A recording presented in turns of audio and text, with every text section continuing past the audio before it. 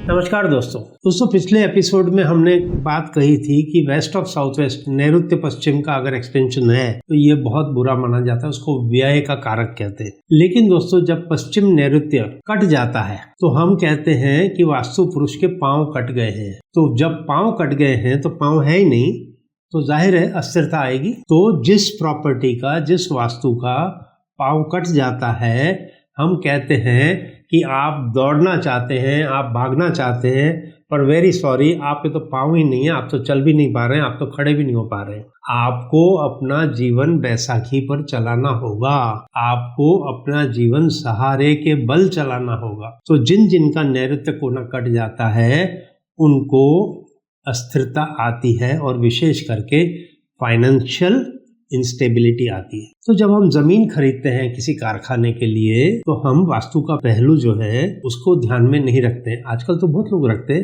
लेकिन किसी जमाने में तो वास्तु की इतना प्रचार नहीं था, तो लोगों को पता भी नहीं था कि वास्तु जैसा कुछ होता है। तो वो जो जमीन मिल गई उसमें खरीद ली और उसमें जिस तरह का निर्माण होता है उस तरह का निर्माण कर लिया और अपनी मेहनत के बल पे आगे बढ़ने का प्रयास करता है आदमी। जिसका वास्तु अच्छा होता है वो सफल हो जाता है, उसको सफलता प्राप्त होती है, और जिसके बेचारे के वास्तु अच्छा नहीं होता है वो संघर्ष करता रहता है, फिर एक दिन वो टूट जाता है, मानसिक तौर पे वो हार जाता है कि मैं क्या करूं, मैंने तो बहुत मेहनत की, शायद मेरी किस्मत नहीं है। नहीं भैया, किस्मत तो आपकी अच्छी थी, आपका वास्तु खराब निकला इसलिए आप जीवन में हार गए। तो कभी कभी क्या होता है, एक उदाहरण मैं बताता हूँ कि पश्चिम नैऋत्य जब कट जाता है तो बिल्डिंग परमिशन के बायलॉज होते हैं कि आपको 6 मीटर रोड से, कंपाउंड वॉल से छोड़ करके आप कंस्ट्रक्शन कर सकते हैं।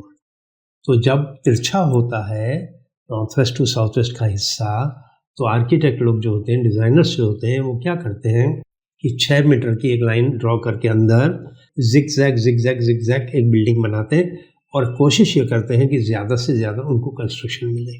क्लाइंट भी यही चाहता है और कोई भी यही चाहेगा। लेकिन होता इससे ये है कि आपके वास्तु पुरुष की जो थाइज है, शिन है और फीट, ये कट जाते हैं। अब आपके पास सिर्फ एक पाँव है, एक पाँव तो आपका कट गया। तो एक पाँव के बल पे आप कितना दौड़ लोगे, कितना चल लोगे, ये आप समझ लीजिए।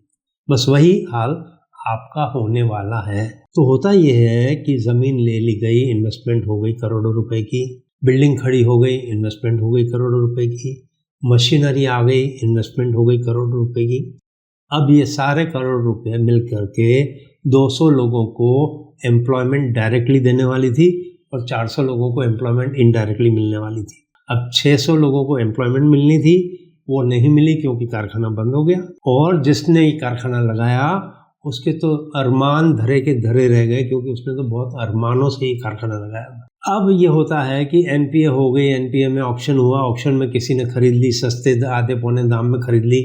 वो आता है बड़े उत्साह के साथ कि अब मैं इसको चलाऊंगा, मेरे को तो बहुत सस्ती मिली। अब वो भी आने के बाद थक जाता है, उसके भी सारे पैसे वहीं खलास हो जाते हैं। तीसरा आता है, तीसरा भी वही हाल। तो मैं ये कहता हूँ कि जब हमें देवों ने इतना सुंदर शास्त्र दिया है तो हम ऐसे निर्माण ही क्यों करते हैं कि जिसमें जो आए वो दुखी होके जाए, जो आए वो दुखी होके जाए। तो दोस्तों, जब कभी भी आप कोई कारखाना लगाते हैं तो वास्तु का ध्यान रख करके कारखाना लगाएं। सबसे पहले तो ज़मीन जो आप सिलेक्ट करते हैं वो आप देख करके सिलेक्ट करें। किस रोड पे आप प्रॉपर्टी ले रहे हैं वो आप देखें, कौन से जंक्शन पे प्रॉपर्टी ले रहे हैं वो आप देखें। बहुत सारे पहलू हैं जो आपको देखने होते हैं। बहुत टाइम लगता है, 6 महीना, 8 महीना, 1 साल लग जाता है एक अच्छा प्लॉट हासिल करने के लिए। लेकिन ये कसरत करनी चाहिए, ये एक्सरसाइज होनी चाहिए। आप डेस्परेट होके बिजनेस में जंप नहीं कर सकते हैं कि नहीं जी, कौन 6 महीना इंतजार करेगा, चलो आज ही कर लेते हैं, जो मिलता है उसमें कर लेते हैं। तो अगर आप डेस्परेट होके बिजनेस करते हैं तो आप 51% लॉस बुक कर लेते हैं ऑलरेडी। तो थोड़ा सा धीरज रखना है, अच्छा प्लॉट ढूंढना है, मिल जाएगा। माता जी को, कुलदेवी माँ को अर्जी लगानी है रेगुलरली कि माँ एक अच्छा प्लॉट दिलाइए, अच्छी भूमि दिलाइए, अच्छा वास्तु दिलाइए, तो माँ हेल्प करती है। तो ऐसे करके आगे बढ़ना है, धीरज से काम लेना है, अपना ध्यान रखिए।